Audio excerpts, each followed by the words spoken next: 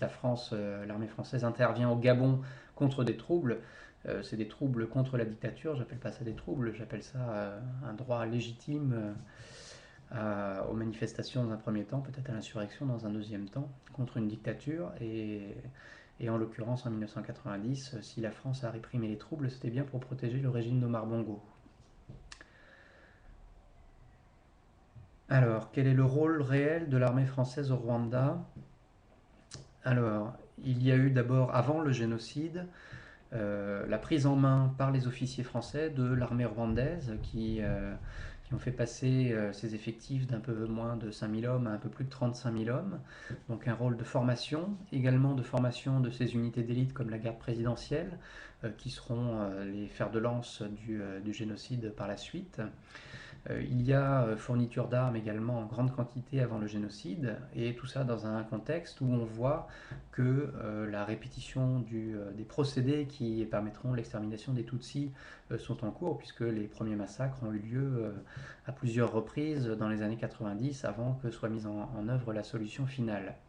Et puis, pendant le génocide, et c'est là qu'on peut parler juridiquement de complicité de génocide, la France continue à livrer des armes aux génocidaires, sachant qu'il y a un génocide, et même après que l'ONU ait prononcé tardivement un embargo sur les armes.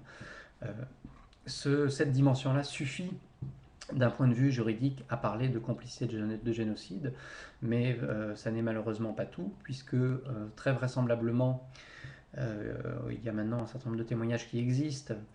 Des militaires français étaient présents au Rwanda, et pas simplement pour faire de l'observation pendant le génocide, mais pour continuer à entraîner leurs élèves, alors qu'ils étaient engagés dans un processus génocidaire. Et l'armée française se rend compte que l'armée génocidaire perd la bataille contre le FPR, elle vole à son secours en juin 1994 par l'opération Turquoise qui lui permet de s'exfiltrer avec armes et bagages au Zaïre et de préparer la revanche.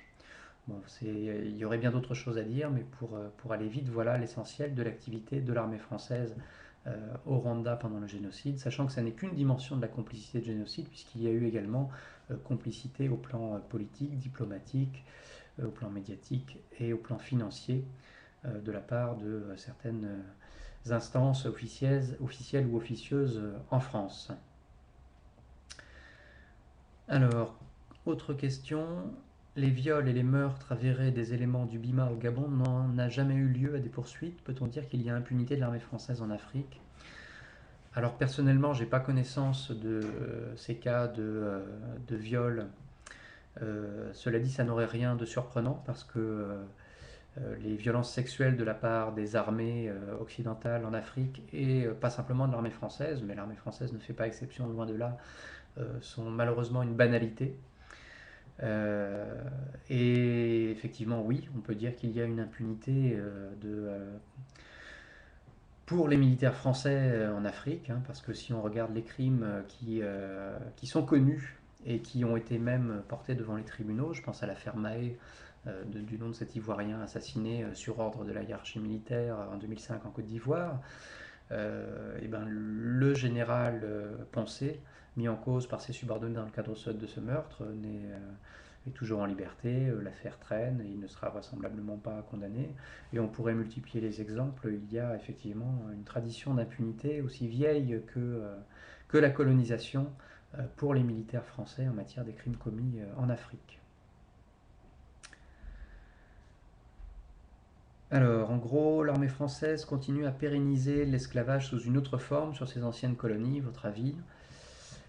Oui, on peut dire ça comme ça si on veut, dans la mesure où effectivement la privation de droits politiques par des dictatures qui sont soutenues par l'armée française, la privation des droits sociaux euh, par des multinationales dont les intérêts sont défendus par l'armée française.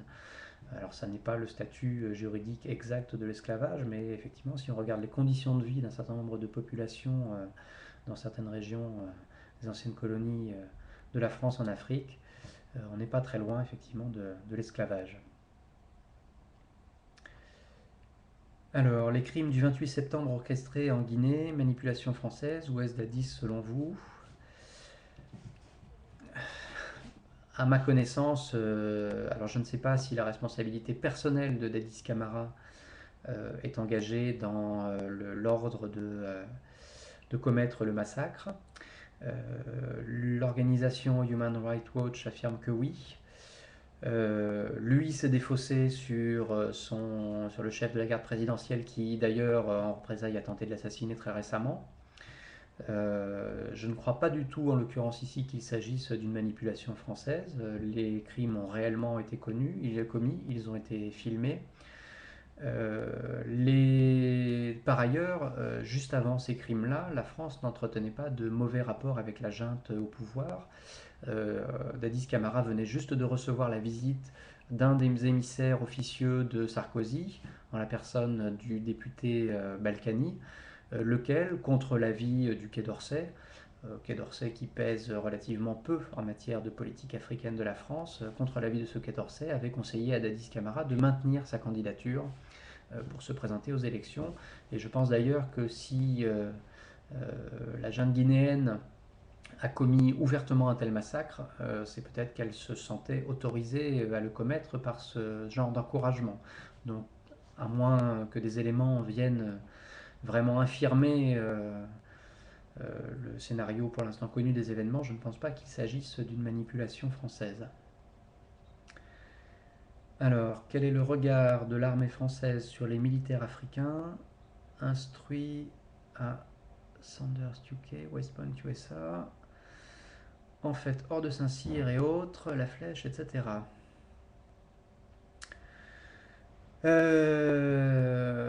Alors, la formation des officiers africains par l'armée française est ouvertement revendiquée comme un instrument d'influence, parmi d'autres, mais comme un instrument d'influence important.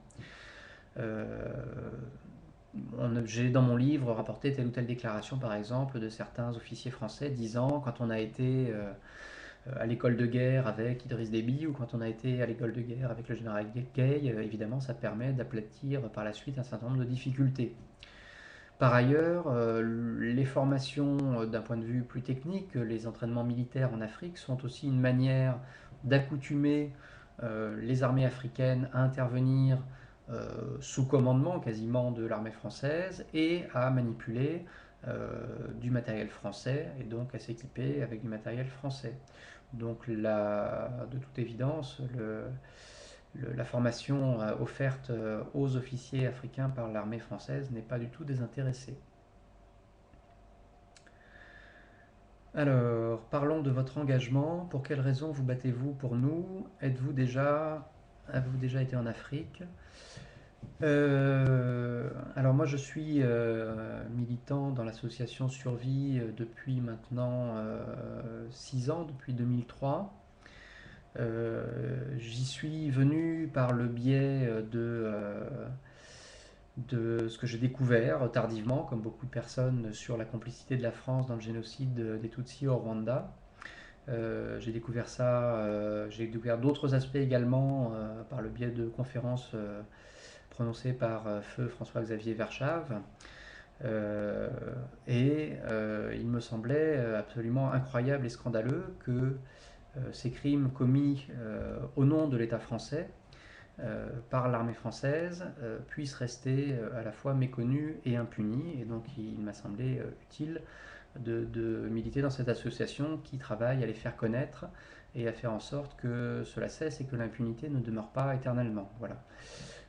Après, à titre personnel, je ne me suis jamais rendu en Afrique à l'heure actuelle. Ce qui n'empêche pas que l'association Survie ait beaucoup de contacts parmi les réseaux militants, parmi les sociétés civiles africaines et que cela constitue une part importante de sa documentation et de son travail d'analyse. Alors, il y a plusieurs autres questions. Que peut-on faire contre cette présence en Afrique? Comment les chasser de l'Afrique? À mon sens, il y a deux axes d'intervention. Un axe d'intervention en France, c'est ce que l'association Survie essaye de faire. On sait que les crimes de différentes natures commis par les États, qu'il s'agisse de crimes